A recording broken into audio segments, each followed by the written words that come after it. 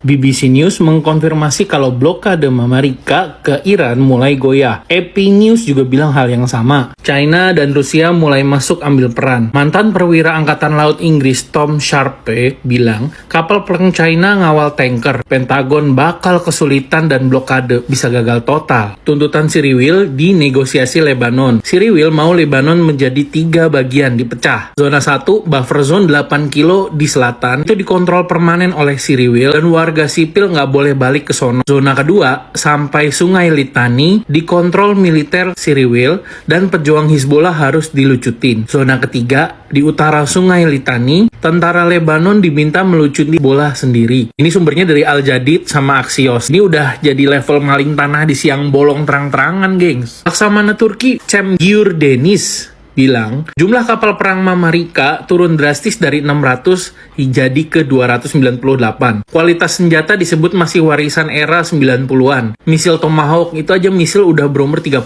tahun. Secara efektivitas senjata, Rusia dan China disebut udah ngelampauin Amerika. Kapasitas galangan kapal China disebut 232 kali lebih besar. Amerika punya 7 galangan besar, tapi China punya sekitar 150 galangan besar. Di berbagai simulasi perang, Amerika disebut bakal kena damage besar dalam 3 hari pertama. Kesimpulannya ya mereka lagi sulit sebenarnya, gengs. Cuman kelihatan sok-sokan kuat aja. Donald Bebek bilang it's over. Very close to over. Udah bentar lagi selesai. Dan dia juga bilang perang juga udah selesai. Lagi mana sih? Mana yang bener? Dan dia bilang juga nih, nggak ada rencana lanjut operasi militer ke Iran. Sumbernya dari Fox News, Maria Bartiromo, reporternya. Situasinya tuh masih ongoing, tapi ya gitu deh. Sebuah super tanker VLCC kapasitasnya 2 juta barel yang kena blacklist Amerika dilaporin berhasil masuk ke Iran lewat Selat Hormuz. Langsung lewat gitu aja, gengs. Kapal ini itu tetap nyala AIS-nya, yaitu trackernya, dan dia jalan terang-terangan di siang bolong, nggak ngumpet-ngumpet gitu. Kamuflase yang dilansir dari Ynet Global, dan bahkan disebut sailing openly with tracker on, itu dilansir juga dari Money Control. Muhammad Marandi, akademisi dan analis politik dari Iran, dan dia juga profesor di University of Tehran, di interview di Al Mayadin TV bilang soal Donald Bebek, omongannya banyak nggak bisa diandelin, tuh kan. Dia bukan tipe orang yang ngomong jujur atau transparan. Banyak yang dia bilang itu hiperbola atau dilebih-lebihin, bahkan bohong gitu. Soal negosiasi Islamabad, awalnya Amerika bilang 10 poin dari Iran bisa jadi dasar pembicaraan dan Iran setuju jadinya. Tapi pas jalan, Amerika nggak siap ambil langkah yang diperlukan buat deal. Dan dia juga bilang, Amerika melanggar komitmen gencatan senjata di Lebanon. Perdana Menteri Lebanon disebut ikut ngerusak kesepakatan koordinasi dengan Trump dan Netanyahu. Akibatnya Iran sempat nolak kapal lewat Selat Hormuz waktu itu. Simpulannya, Amerika bakal dipaksa nerima tuntutan Iran kalau mau lanjut. Karena di meja negosiasi, Amerika nggak bisa dapet yang gagal mereka dapat di medan perang. Dilansirnya dari Al Mayadin TV. National Today menyebut pemerintahan Donald Trump mulai longgarkan sanksi ke sistem keuangan Venezuela. Bank-bank negara termasuk Bank Sentral Venezuela sekarang boleh transaksi pakai dolar Amerika, akses pendapatan minyak, dan reconnect ke sistem keuangan global. Langkah ini juga terjadi di tengah protes pekerja yang minta gaji naik. Detailnya, 4 bank negara Venezuela sekarang legal pakai dolar dan bagian dari strategi buat stabilin ekonomi pasca perubahan politik di sana. Faktanya dari National Today juga bilang kalau Amerika resmi ngasih izin transaksi ke beberapa bank negara Venezuela lewat OFAC. Angkatan Laut Amerika konfirm salah satu drone pengintai mereka MQ-4C Triton serial 169804 jatuh di Teluk Persia waktu tanggal 9 April 2026. Penyebab pastinya sih kalau kata Amerika belum jelas. Dia bilang ada kemungkinan serangan dari RGC atau Garda Revolusi Iran. Nilai drone ini sekitar 200 juta dolar atau 3,4 triliun. Kalau dibeliin kopi bisa berenang gitu satu provinsi. Tim negosiasi dari Amerika dan Iran kemungkinan bakal balik lagi ke Islamabad, Pakistan minggu ini. Setelah sebelumnya pembicaraan level tertinggi, perjanjian damai kemarin itu dirusak dan negosiasi damai itu juga gagal. Dan sekarang akan ditunggu lagi nanti minggu ini ya, beberapa hari lagi. Dilansir dari E-News, Geonews, Investing.com, The Guardian, dan Reuters. Korea Utara lagi uji coba misil dari kapal destroyer Choe Hyun. Mereka nimbakin 2 rudal cruise strategis dan 3 rudal rudal anti kapal. Uji coba ini diawasi langsung oleh paman kecintaan kita Rocketman Kim Jong-un. Dan dia bilang, memperkuat kemampuan serangan tetap jadi prioritas utama. Dan pengembangan rudal dan misil kami tetap jadi prioritas utama. Nanya sumber, KCNA, Reuters, Associated Press, dan Yonhap News. Kru rudal MIM-104 Patriot Ukraina berhasil nge-intercept atau mencegat rudal balistik cuma pakai satu rudal interceptor.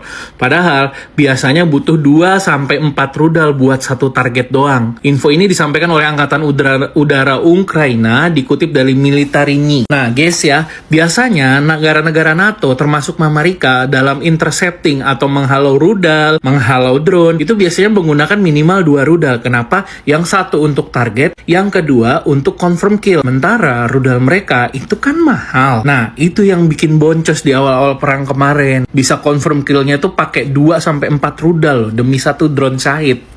Gitu. Iran ternyata kemarin beli satelit pengintai dari China. Satelitnya TEE-01B dari perusahaan EarthEye punya resolusi 0,5 meter. Jadi ya dia bisa lihat pesawat, peralatan, sampai objek kecil dengan jelas dari satelit. Dan dilaporkan juga IRGC dapat akses ke ground station milik provider M-Posat di Beijing. Dengan nilai totalnya 36,6 juta dolar. Dilansir dari Financial Times. Narasi banyakan di sosmed. Israel bilang, Iran itu negara ortodoks, ketinggalan zaman, di mana perempuan nggak punya kebebasan, perempuan di sana bodoh. Iran buktiin pakai prestasi. Seorang putri bangsa kami yang memakai hijab pulang dengan kemenangan Olimpiade Invention di Malaysia dengan medali emas dan mendedikasikan medalinya untuk siswi-siswi sekolah minap yang Israel rudal kemarin. Luar biasa anak muda. Jubir Garda Revolusi Iran, Brigjen Ibrahim, menyatakan kalau Amerika nekat tetap lanjut blokade laut secara ilegal dan mengganggu kapal dagang Iran dan tanker Iran, dan bakal itu adalah pelanggaran dan siap balas dengan menghentikan semua aktivitas ekspor impor di Teluk Arab, Laut Oman,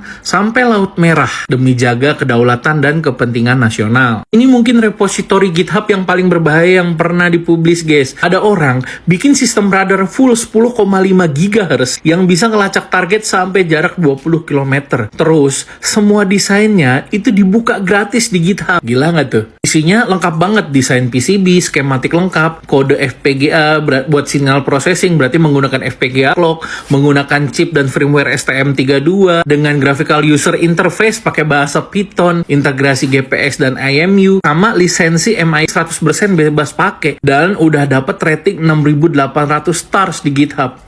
Ini bisa-bisa nih. Ini tuh tipe proyek yang biasanya cuma dibuat kontraktor pertahanan dan harganya biasanya dijual mahal banget, geng. Dan ini di-share gratis. Yuk, Indonesia ada yang mau bikin nggak? Ada yang mau bikin nggak? Yuk, sebelum di-blocking itu GitHub-nya. Ini adalah monjong dari rudal DF-5C. Senjata strategis yang bikin Washington mikir-mikir lagi untuk balance of power dalam rivalitasnya pengaruhnya sama Beijing. DF-5C itu rudal balistik antar benua atau biasa disebut ICBM milik China yang bisa menjangkau titik manapun di dunia. Dan saking gedenya, dia bisa bawa hulu ledak nuklir segede 4 megaton. Gede banget. Pesan dari IRGC, Garda Revolusi Iran, untuk Amerika dan Zionis, jangan pernah remehin Yaman. Jangan remehin keberanian Yaman, dan jangan remehin perkembangan teknologi Yaman. Keren ya guys ya, parade militer di Yaman ya. Alusistanya dikasih lihat, rudalnya dikasih lihat, tapi sisbaknya, sistem penembakannya ditutupin. Biar apa? Biar nggak dicontek sama negara lawan. Paman kita tercinta Kim Jong-un meresmikan pembangkit listrik tenaga air Hwayang yang baru di Korea Utara, yang akan memasok listrik bersih yang sangat dibutuhkan buat negara itu dan mengurangi ketergantungan sama minyak. Dilansir dari KCNA. KCNA News juga melaporkan nuklir kita diuji buat tujuan damai, kata Paman Kim Jong-un. Kita nggak nyerang siapapun, tapi kalau kalian pikir bisa nge-capture Korea Utara kayak Venezuela, ingat kalian bakal main api itu dan kalian bakal kebakar. Ini kode keras banget ini buat Amerika sama Donald Bebek. Perdana Menteri Pakistan Shehbaz Sharif lagi visit ke Saudi Arabia sebagai bantuan dari tur diplomatik 4 hari. Riyadh, Doha, dan Ankara. Sebelum kunjungan itu, Saudi udah ngumumin bakal ngasih dukungan baru ke Pakistan sebesar 3 miliar dolar, plus perpanjangan deposit lama 5 miliar dolar, dilansir dari Reuters. Tur ini juga mencakup kunjungan ke Qatar dan Turki buat bahas kerjasama ekonomi dan isu regional. Juru bicara Kemenlu Iran, Esmail Baqai, pembebasan aset Iran itu bukan konsesi, itu hak Iran yang selama ini dilanggar oleh Amerika. Ibarat maling yang nyolong barang lo, terus mau balikin sambil bilang itu kebaikan dia. Konteksnya nih, Iran dari dulu emang konsisten bilang aset mereka yang dibukukan itu hak mereka, dan itu dilansir dari Tehran Times dan CNN TV. Senjata Javelin atau rudal otomatis yang bisa fire and forget. Javelin ini namanya Karaok, buatan Roketsan, yang berhasil mengenai target di jarak 2050 meter atau 2 km lebih waktu demonstrasi. Roketsan itu perusahaan pertahanan asal Turki yang cukup terkenal, dan dia bikin berbagai sistem rudal dan senjata militer.